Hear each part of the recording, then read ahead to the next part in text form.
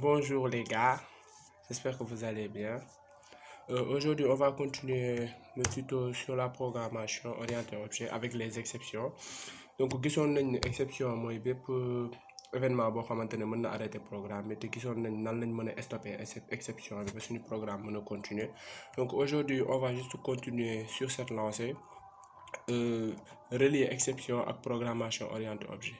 Donc Java permettre nañu ñu def benn chose bu am importance, c'est-à-dire créer suñu propre exception.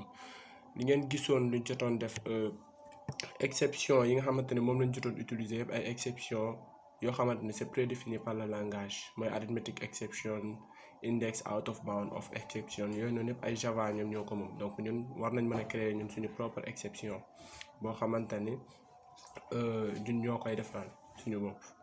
Donc du coup mën nañ jéem a wut benn exemple bu ndaw, par exemple créer benn exception su fekkee utilisateur bi dafa instancier benn point bu négatif. Par exemple, on va essayer de travailler sur le repère boo xamante ni avec les x positifs et les y positifs. Donc utilisateur bi su fekkee dafa dugal x bu négatif wala y bu négatif, donc dañuy déclarer lu ñu naan benn exception. Donc pour ce faire, donc dañuy créer benn classe Java class. Donc mën nañ ko tuddee par exemple coordonnée exception.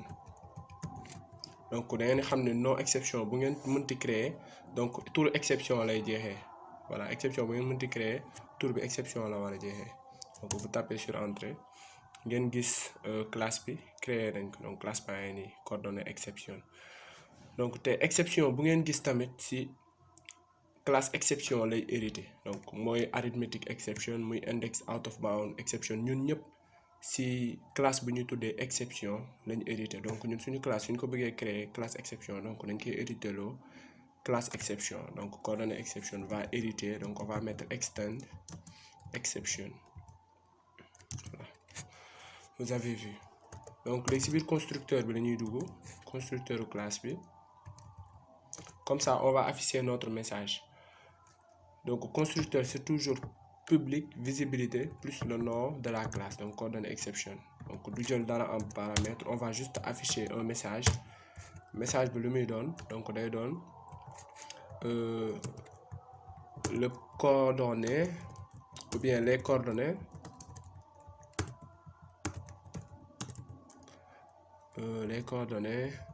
ne peuvent pas être négatif.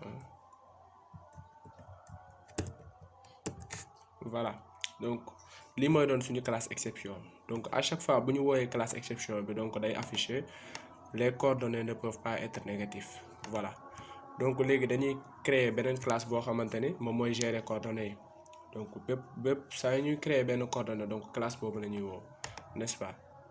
Donc on va créer une classe qu'on va appeler coordonnées.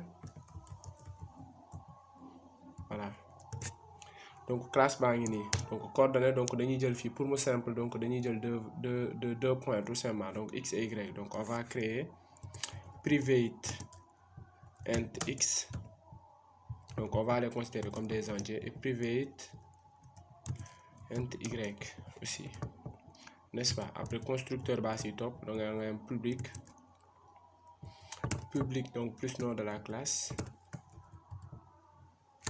coordonnées. Donc day jël deux variables en paramètre, int x et aussi int y. Voilà, léegi private bi bu leen ko fàtte, private bi principe d'encapsulation moo ko wax. Donc variable yi nekk si biir classe bi dañ leen war a déclarer comme ay privé, n'est-ce pas?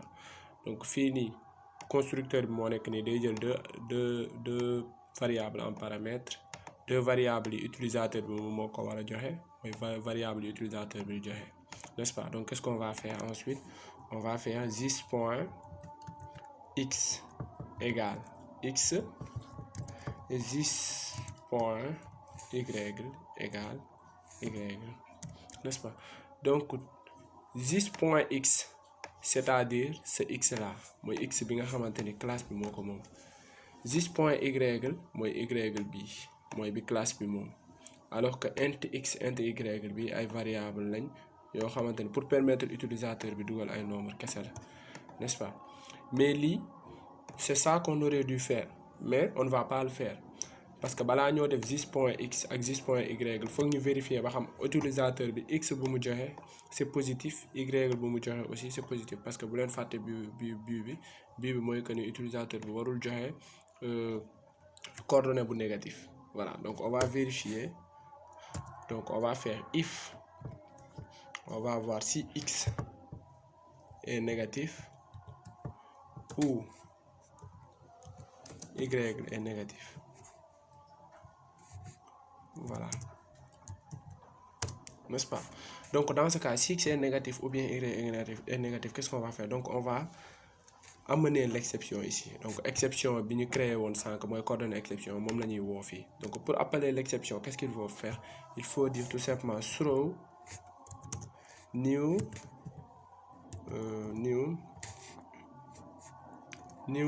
coordonnée exception. Voilà, new coordonnée exception.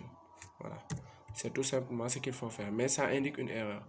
Pourquoi? Parce que avant nga déclarer avant nga créer instance ou coordonnée exception danga war a aviser ordinateur bi ou bien aviser fonction bi que ni il se peut que fii nii ñu kii fi exception. Donc pour faire ça, qu'est-ce qu'on fait? Il faut faire throws coordonnée exception. Voilà, donc fii nii c'est comme si da nga avertir un ordinateur, c'est juste une alerte. On avertit le JVM, le Java, que ni code bii nii ñuy waaj a def il se peut que mu am benn exception, wala il se peut que ñu instancier fi exception. Voilà, wala mu am code malveillant, etc. Voilà, donc fii cas bi su fekkee x dafa négatif wala y dafa négatif, donc dañuy générer exception bi, n'est-ce pas? Donc sinon ça veut dire que ni x ak y yëpp ñoo positif, x est supérieur égal à 0 et y aussi est supérieur égal à 0. Donc dans ce cas on pourra faire ce qu'on voulait faire. Donc on va faire this.x égale x, ensuite on fait this.y aussi égale y. Voilà, et c'est tout simplement ce qu'il fallait faire, n'est-ce pas? léegi lu des léegi getteurs yi setteurs yi ñoo des. Donc fii nii ay privé lañ, x ak y la ay privé lañ, pour avoir accès à ces variables on crée les getteurs et les setteurs, n'est-ce pas? Donc moi j'en ai pas besoin, donc c'est pas la peine de le faire. Donc ici je mets un commentaire, on met les getteurs et setteurs, n'est-ce pas? Donc léegi ñun comme créer nañ li ñu war a créer ba pare, classe exception hérité loo nañ ko exception ak message bu mu war a afficher, créer nañ suñu classe coordonnée boo xamante ne ñaari variable lay jël en paramètre. Donc maintenant on va tester ce qu'on a écrit, est-ce que ça marche réellement? Donc pour le tester, donc on va à la fonction main ñu xool. Donc ici qu'est-ce qu'on va faire? On va créer benn variable de type point la ñuy créer. Donc on va créer point, si c'est pas un point mais coordonnée. Donc on va créer coordonnée point égale new coordonnée.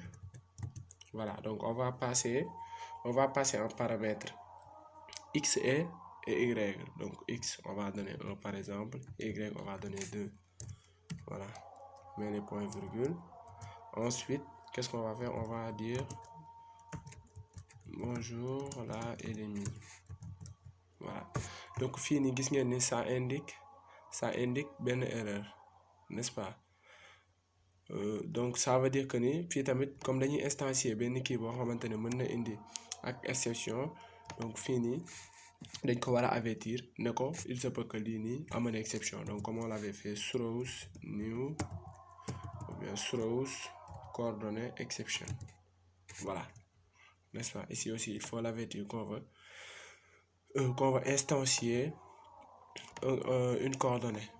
Léegi instancier nañ coordonnée bi, donc x y, normalement ici ça doit marcher,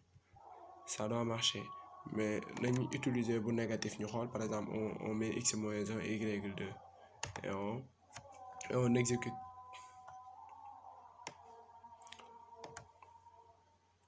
Ça va donner quoi? Voilà, vous voyez l'erreur qui s'est affichée. Donc les coordonnées ne peuvent pas être négatives. Voilà, parce que joxe nañ benn coordonnée bu négatif gis ngeen erreur bu mu leen affiché exception is trade main comme coordonnée exception.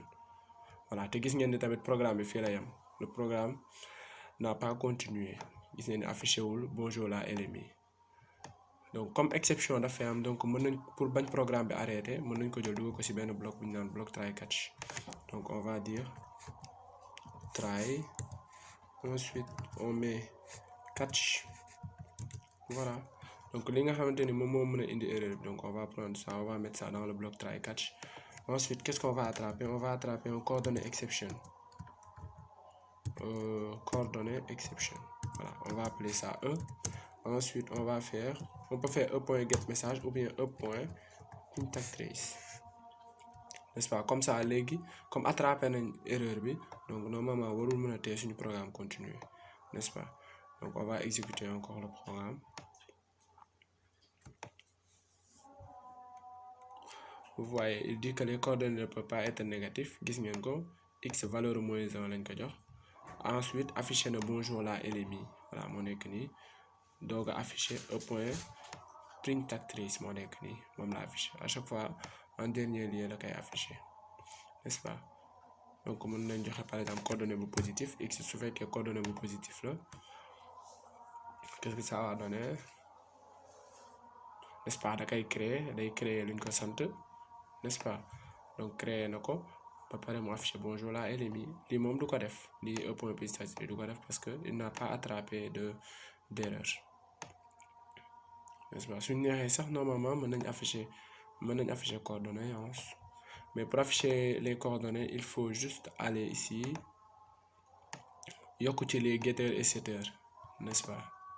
soo ci yokkee les getters et setters donc soo demee ci fonction main bi mën nga ko afficher lu fii par exemple. C'était tout ce qu'il fallait savoir aujourd'hui sur cette vidéo. Donc je vous dis bye bye et à la prochaine.